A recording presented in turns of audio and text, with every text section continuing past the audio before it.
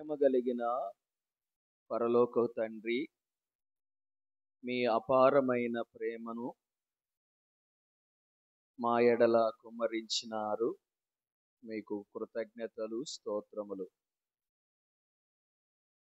చేరి వచ్చిన మీ పిల్లలం మీ సన్నిధిలో సాగిలపడి ఉన్నాం. మా బలహీనతను మన్నించి క్షమించండి. చదవబడిన వాక్యం మీది.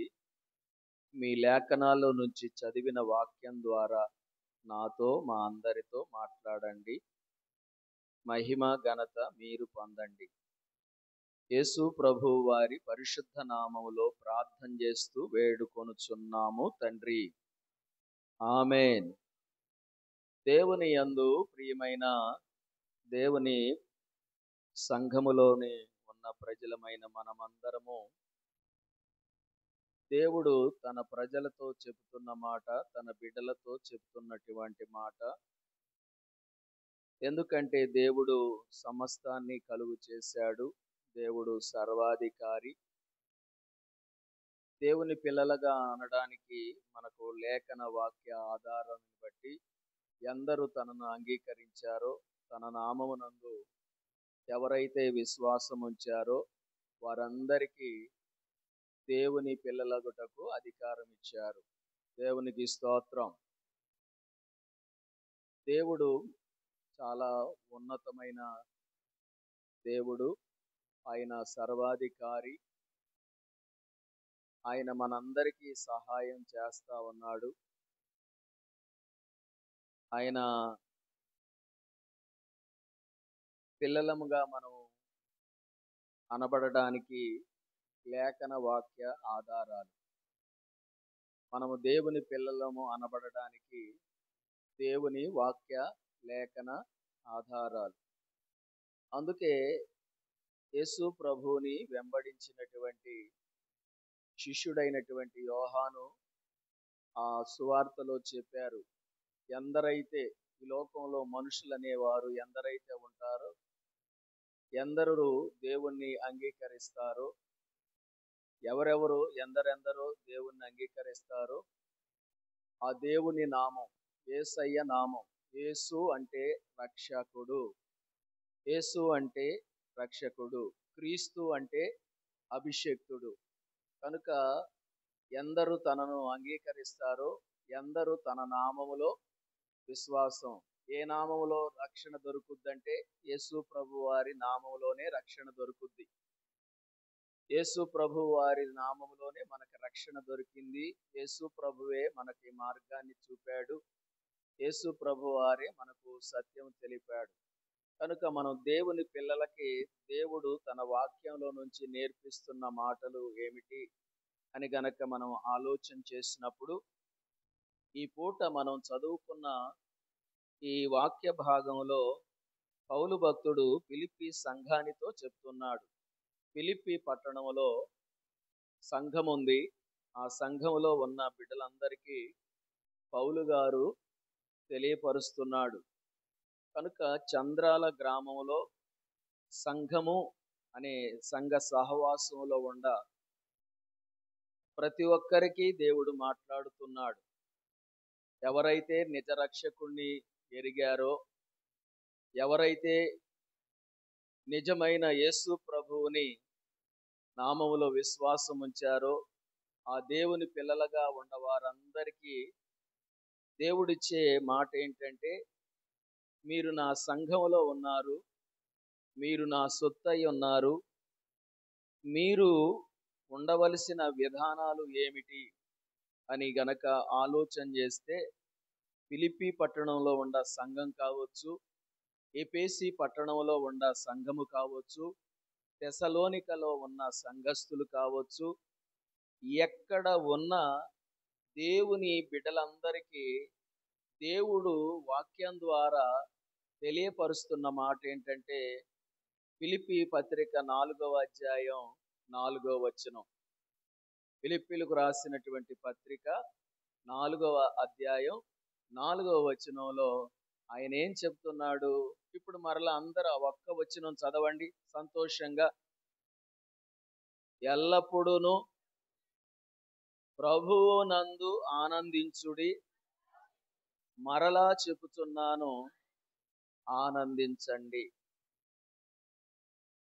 పౌలు గారు చెప్పే విషయము ఏమిటి అంటే, ఆయన నోట దేవుడు ఉంచినటువంటి మాట, దేవుని పట్ల ఆయనకున్న భక్తి విధానం, దేవుని పట్ల ఆయన భయపడి దేవుని కొరకు తన జీవితాన్ని అర్పించుకున్నాడు. ఈ రోజున చాలా మంది దేవుని ప్రజలంగా మేము పిలిపించుకుంటున్నామని అనుకుంటున్నారు గాని, దేవుని పట్ల ఉండవలసిన భయం ఎంతవరకు ఉందో వారే తూకమేసి కొలతలేసి చూసుకోవాలి. ఎవరికి వారే ఈ రోజుకి మనము వంట చేసుకోవడానికి ఏమేమి అవసరం ఉన్నాయో, ఎన్ని బియ్యం మనకు అవసరమో, ఏ కూరగాయలు ఎంతవరకు అవసరమని తూకం వేయించుకొని కూరగాయలు, కొలత కొలుసుకొని బియ్యాన్ని వండుకుంటున్నామో, అలాగే దేవుని పిల్లలు కూడా ఈరోజు దేవుని పట్ల మనం ఎంతవరకు భయపడుతూ బ్రతికామో, దేవుని పట్ల ఉంచవలసిన ఆ గౌరవానికి తగినట్లుగా జీవించాము అని మనం కొలతలు వేసుకోవలసిన అవసరత ఎంతైనా ఉంది. ఎందుకు అంటే, ప్రభువు వచ్చే రాకడ దినాలలో మనం బ్రతుకుతున్నాం. ఏ దినము ఏ గడియ ప్రభు వస్తాడో మనకు తెలియదు. మన చుట్టూ ఉన్న పరిస్థితులు చాలా దౌర్భాగ్యంగా ఉన్నాయి. ఎక్కడ చూసినా అరాచకాలు, ఎక్కడ చూసినా నెమ్మది లేని విధానాలు, ఎక్కడ చూసినటువంటి అపాయకరమైన యొక్క వార్తలు మనం వింటున్నాం. మరి యుద్ధాలు మనం చూస్తూ ఉన్నాం. ఘోరమైన విపత్తులను మనం చూస్తూ ఉన్నాం. ఇన్ని చూస్తున్న క్రైస్తవులుగా ఉండిన బిడ్డల్లో, దేవుని పిల్లలుగా ఉండిన వారిలో కాస్త భయము భక్తి మరి కలిగిన వారుగా ఉండి ప్రభు రాకడ కొరకు ఎదురు చూస్తే ఆధ్యాత్మిక జీవితానికి నీతి ఫలాలు కలుగుతాయి. ఆధ్యాత్మిక జీవితానికి నీతి ఫలం అనేది వస్తుంది. కాబట్టి నీతి ఫలముతో పాటు మనం ఆత్మీయంగా ఫలించటానికై దోహదపడుతుంది. దేవుని పట్ల భయము భక్తి ఉంటే మనం ఆధ్యాత్మికంగా ఫలభరితమైన జీవితం ఉండడానికి మనకు అవసరం అవుతుంది. కాబట్టి ఈ రోజున ఆధ్యాత్మిక జీవితంలో ఎదుగు బొదుగు లేకుండా బ్రతికేదానికి కంటే మనము ఈ లోకంలో మరి ఉండకపోవటమే మేలు. ఆధ్యాత్మికంగా మనము ఎదగడానికి, మనం దేవుని పట్ల భయము భక్తి కలిగి ఉండడానికి, మనం అభిరుచి కలిగిన వారుగా, అవకాశాన్ని ఇచ్చేవారుగా మనం ఉండకపోవడం బట్టి మన ద్వారా దేవునికి ఏమీ ఒరగదు, ఏమీ కూడా మిగలదు. దానికి మనం కూడా ఇలాగా ప్రార్థన చేసుకోవాలి. ప్రభువా, నీ పట్ల భయభక్తులు కలిగి ఉండలేకపోతున్నాను, నీ పట్ల భయభక్తి లేకుండా ఉంటున్నాను, కాబట్టి నీ రాకడ దినాల్లో ఉండవు కాబట్టి నన్ను తీసుకో అని మనం ప్రార్థన చేసుకున్నందువల్ల కూడా ఏమి ఇబ్బంది లేదు. దేవునికి భయము భక్తి లేకుండా బ్రతికిన దాన్ని బట్టి ఏమి ఉపయోగం? ఏది మన సాక్ష్యములు, ఏది మన యొక్క ఉద్దేశాలు, ఏది మన యొక్క తలంపులు అని ప్రభువు అడిగితే మనం ఏం చెప్పగలుగుతాం? కనుక ఫిలిప్పీ పట్టణంలో ఉన్న సంఘస్థులకు పౌలు భక్తుడు 4వ అధ్యాయం 4వ వచనంలో చెప్తున్నాడు, ప్రభువునందు ఆనందించండి. మరలా మీకు చెప్పేది ఏంటంటే, ప్రభువునందే ఆనందించాలి. ఎందుకంటే అన్నిటినీ కలుగు చేసింది ఎవరు చెప్పండి? ప్రభువు సర్వాధికారి. భూమి ఆకాశాల్ని కలుగు చేసింది ఎవరు? దేవుడు. నీకు ఆయుష్నిచ్చింది ఎవరు? దేవుడు. నిన్ను కాపాడుతున్న వారు ఎవరు? దేవుడు. నీకు ఆరోగ్యం ఇచ్చేది ఎవరు? దేవుడు. ఆ దేవునితో మనం చెలగాటాలు ఆడొద్దు. దేవుని పిల్లలమని చెప్పుకొని చెట్టు పేరు చెప్పి కాయలు అమ్ముకున్నట్టు అవుతుంది. కాబట్టి కాస్త దేవుని పిల్లలంగా దేవుని సంఘంలో ఉన్నప్పుడు దేవుని యందు భయం కలిగి భక్తి కలిగి ఈ లోకంలో సహజీవనం చేస్తున్నప్పుడు ఆత్మీయంగా ఫలించడానికి అవకాశాలు ఉంటాయి. మన జీవితాల్లో నీతి ఫలాలు వస్తాయి. అందుకే పౌలు గారు ఆయన ప్రభువునందు ఆనందించండి, మరలా చెప్తున్నాను మీరు ప్రభువునందు ఆనందించండి అంటున్నాడు. అయితే ఇక్కడ మరి ఈ వాక్య భాగాల్లో ఒక మాట నేను దేవుని వాక్యంలో ఆలోచన చేస్తున్నప్పుడు 6వ వచనంలో ఉన్న మాట, మనము ఈ లోకంలో ఉన్న పరిస్థితులను బట్టి, ఈ లోకంలో ఉన్న విధానాలను బట్టి మనం ఆలోచించక, ఆ వాటిని బట్టి కృంగిపోక మనం ఏమీ చేయలేం. మనం ముందుకు చూస్తే వెనక చూడలేం, వెనకకు చూస్తే ముందుకు చూడలేం, పైకి చూస్తే మనం కింద చూడలేం, కింద చూస్తే పైకి చూడలేం. ఏది చేయాలన్నా ఏదైనా మన వశంలో లేదు. అందుకే ఈ వాక్య భాగంలో ఒక వచనంలో 6వ వచనంలో ఉన్న మాట మనం చదివి దానిలో ఉన్న మాటని ఇక్కడ ఈ పూట మనం కొద్ది నిమిషాలు ధ్యానం చేద్దాం. చదవండి 6వ వచనం. దేనిని గూర్చియు చింతపడకుడి గాని ప్రతి విషయములో ప్రార్థన విజ్ఞాపనము చేయిస్తూ కృతజ్ఞతాపూర్వకంగా మీ విన్నపాలను దేవునికి తెలియజేయండి. ఈ వచనాన్ని బట్టి మనకు అర్థమవుతుంది ఏంటంటే, ఈ లోకంలో మనకి అనారోగ్యం సంభవించినప్పుడు చింతపడని అవసరం లేదు. మనకు శ్రమలు వస్తున్నప్పుడు మనం చింతన చేయని అవసరం లేదు. మన మీదకి శత్రువులు దాడి చేస్తూ ఉంటారు. మన విరోధులు, మన పగవారు మనుషులుగా ఉండి పగ తీర్చుకోవడానికి చేసేవారు చర్యలు చేస్తూ ఉంటారు. అపవాది ఎవడిలోకి ఒకడిలో దూరి వాడు చేయవలసిన పనులు చేస్తాడు. ఆ సైతానోడు చేపించే పని నీలో దొరబడో నాలో దొరబడో ఎట్టగొట్ట విచ్ఛిన్నం చేస్తాడు. కాబట్టి ఈ లోకంలో మనకు శ్రమలు వస్తున్నాయా, మనకు కరువులు వస్తున్నాయా, మనకు అవమానాలు వస్తున్నాయా, మనకు ఇబ్బందులు వస్తున్నాయా, వాటిని గురించే ఆలోచన చేస్తూ దిగులు పడుతూ చింత చేస్తూ సతికిల పడవద్దు. దానిని బట్టే కృంగిపోవద్దు, సతికిల పడవద్దు. ఏమన్నాడు అంటే ఈ 6వ వచనంలో, దేని గూర్చి చింతపడకుడి గాని ప్రతి విషయము, ఆరోగ్య విషయమా దేవుణ్ణి అడుగు, ఆయుష్ విషయమా దేవుణ్ణి అడుగు, సమస్య విషయమా దేవుణ్ణి అడుగు, ఆర్థిక పరిస్థితి దేవుణ్ణి అడుగు, నీ శత్రువులు నిన్ను తరుముతున్నారా దేవుణ్ణి అడుగు. అదే ప్రతి విషయములోనూ ప్రార్థన విజ్ఞాపనలు చేయొచ్చు కృతజ్ఞత పూర్వకంగా. కృతజ్ఞత, ఎవరైనా ఆపదలో ఏదైనా ఒక వస్తువు ఇచ్చారనుకో, వాళ్ళకి ఏం చెప్తాం? కృతజ్ఞత చెప్తామా చెప్పమా? కృతజ్ఞత చెప్పడం లేదంటే వీడంత మూర్ఖుడు, వీడంత పశువు లేడు అని అర్థమైపోద్ది. అందుకే దేవుడు మిమ్మల్ని నేను చేశాను కాబట్టి మీరు ఈ లోకంలో వచ్చిన చింతన వ్యాధ బాధలను బట్టి ఎందుకు కృంగిపోతారని అడుగుతా ఉన్నాడు. ఇక్కడ ఈ వచనంలో మనము ఆలోచించవలసిందంటే, చింతపడకుడి గాని ఏంటట, చింతపడకుడు గాని అనే మాట నేను ఆలోచన చేస్తున్నప్పుడు పరిశుద్ధ బైబిల్ గ్రంథములో దానియేలు గ్రంథములో 3వ అధ్యాయములో ఇక్కడ మనకి ఒక వచనాన్ని మనం చదువుకోవాలి. 16వ వచనము ఇలాగా రాస్తుంది. దానియేలు గ్రంథము 3వ అధ్యాయం 16వ వచనం, పేజీ నంబరు 770.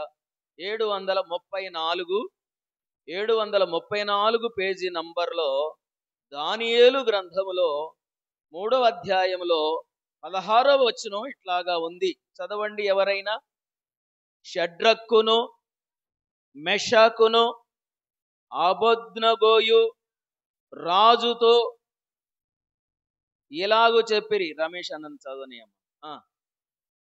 నెబుకద్నెజరు, ఇందును గూర్చి నీకు ప్రత్యుత్తరమియ్యవలెనన్న చింత మాకు లేదు. ఏమంటున్నారు వీళ్ళు?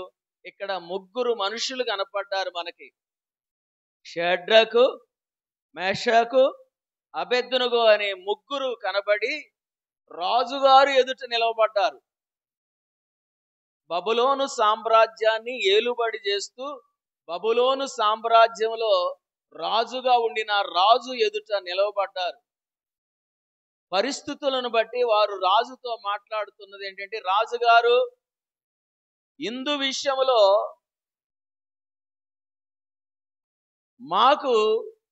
మీకు ప్రత్యుత్తరం ఇవ్వాలని చింత మాకు లేనే లేదు అని చెప్తున్నారు.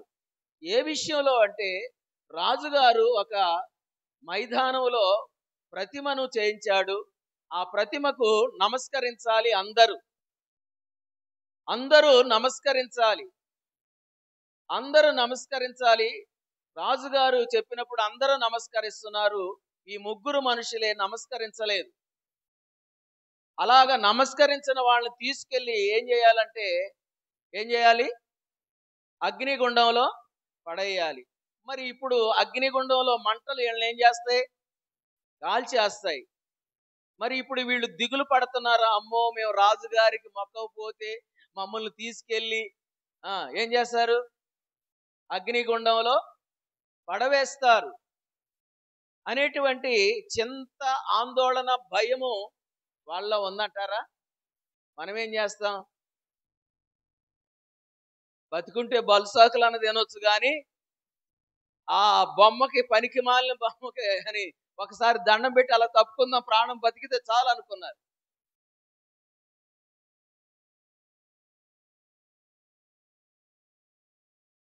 వీళ్ళకి అర్థమైందంటే,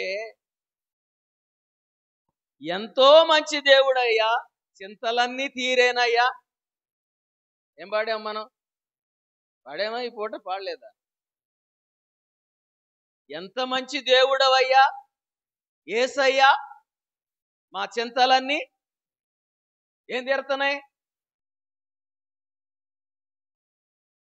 దేవుని పిల్లలంగా ఇక్కడ షడ్రకు, మెషకు, అబేద్నెగోలు వాళ్ళని ఆ ప్రతిమకు నమస్కారం చేయకపోతే వాళ్ళని ఏం చేస్తారంటే తీసుకెళ్లి అగ్నిగుండంలో వేస్తారు. మీరు అగ్నిగుండంలో వేసుకుంటారో ఏం చేసుకుంటారో మీ ఇష్టం అని వాళ్ళు అప్పగించుకున్నారు. రాజుగారికి తెలిసి రాజుగారు అడిగాడు.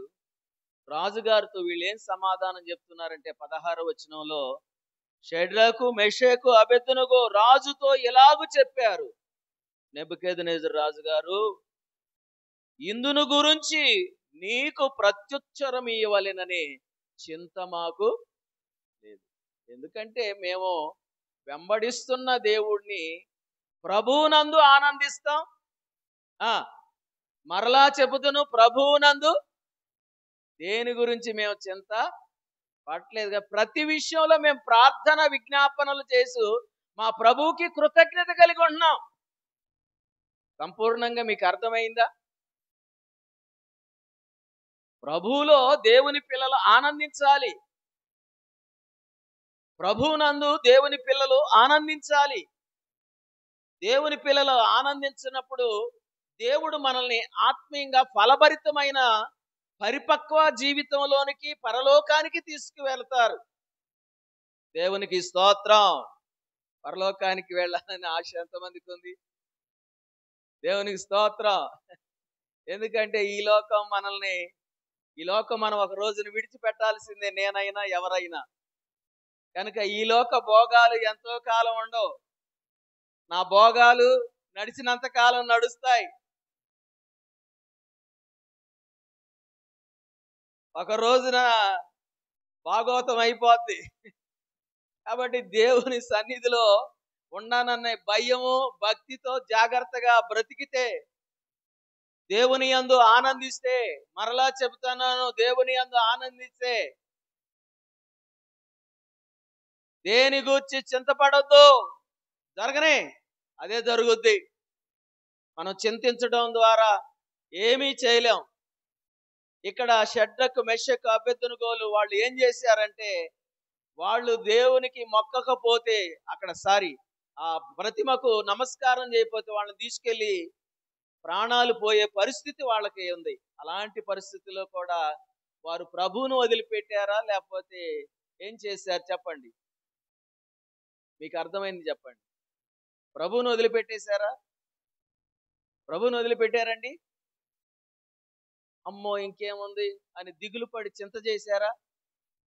ఇందును గురించి మాకు చింత లేదు అని అన్నారు. వాళ్ళు ఏమనుకున్నారంటే, మేము మా ప్రభువును బట్టి ఆనందిస్తున్నాం. మరలా చెప్తున్నాం రాజుగారు, మా ప్రభువును బట్టి మేము ఆనందిస్తున్నాము అని ఆయన సకల జనులకు వారి సహనం తెలియపరిచారా తెలియపరచలేదా? ఇక్కడ మనం 4వ అధ్యాయంలో 4వ వచనంలో చదివాము. 6వ వచనంలో ఏమంటున్నాడంటే, మీ సహనము అంటే దేవుని పిల్లల సహనం ఏం చేయాలంట? సకల జనులకు తెలియబడాలి. మరి ఈ షడ్రకు మెషకు అబెద్దునుగోలు సహనం సకల జనులకు తెలియబడిందా? తెలియబడింది. రాజుగారు కూడా ఏం చేశాడు అంటే, ఈ విధముగా రక్షించిన దేవుడే పూజార్హుడు. షడ్రకు మెషకు అబెద్దునుగోలు దేవుడే పూజార్హుడు. కాబట్టి ఈ విధంగా రక్షించిన దేవుణ్ణి మీరు జాగ్రత్తగా ఆరాధించండి, పూజించండి అని రాజుగారు ఈ యొక్క దానియేలు గ్రంథంలో 3వ అధ్యాయంలో 28వ వచనంలో ఆయన ఆజ్ఞ ఇచ్చాడు. ప్రియులారా, దీనిని బట్టి మనకు అర్థమవుతుందంటే, మనకి ఈ లోకంలో పరిస్థితులను బట్టి కృంగిపోవద్దు, చింతను చేయొద్దు. జాగ్రత్త కలిగి ప్రతి విషయంలో ప్రార్థన విజ్ఞాపనలను చేయొచ్చు. మన విన్నపములను దేవునికి తెలియజేస్తే అప్పుడు దేవుడు ఏం చేస్తాడంటే, అక్కడ మనము 7వ వచనంలో రాసిన మాట, ఫిలిప్పీలకు రాసిన పత్రిక 4వ అధ్యాయం 7వ వచనంలో ఉన్న మాట ఏమంటున్నాడో చూడండి. ఏమన్నాడండి? అప్పుడు సమస్త జ్ఞానమునకు మించిన దేవుని సమాధానము యేసు క్రీస్తు వారు, అనగా మనల్ని ఏ దేవుడైతే కలుగజేశాడో, ఏ దేవుడైతే మనల్ని రక్షించాడో, ఏ దేవుడైతే మన ప్రార్థనలు వినేవాడో, ఏ దేవుడైతే మన ప్రార్థనలకు సహాయం చేసేవాడో, ఆ దేవుని గురించి అప్పుడు సమస్త జ్ఞానమునకు మించిన దేవుని సమాధానం యేసు క్రీస్తు వలన మీ హృదయాలకు ఉంటది, మీ తలంపులకి ఉంటుంది. కనుక సంతోషం ఎక్కడ ఉందని సమాధానం ఎచ్చట. ఈ రోజున మనుషులు సమాధానం అని చెప్తున్నారు, కానీ సరైన సమాధాన పరిస్థితులు కనబడటం లేదండి. పైకి పెదవులతో మాత్రం బాగానే చెప్తున్నాం, సుబ్బారావు థ్యాంక్స్ సమాధానం అని చెప్తున్నాం, కానీ అంతరంగం కుళ్ళిపోతుందండి. కనుక దేవుని తలంపు, దేవుని యొక్క సమాధానం మనకు అవసరం. మరొక మాట, ప్రభు అయిన యేసు చెప్పిన కొండ మీద ప్రసంగం కూడా మర్చిపోవద్దు. మత్తయి సువార్త 6వ అధ్యాయం ఈ మాటలు చదివి మనం మోకరించి ప్రార్థన చేస్తాం. దయచేసి గమనించండి, ఇక్కడ కూడా మరి హెచ్చరిక ఉంది. చింత గురించి దిగులు పడకండి అని కూడా చెప్తున్నాడు. మరి హెచ్చరికగా కూడా 34వ వచనంలో చెప్తున్నాడు. మత్తయి సువార్త 6వ అధ్యాయం 30వ వచనం నుండి 34 వరకు నేను చదువుతున్నాను చూడండి.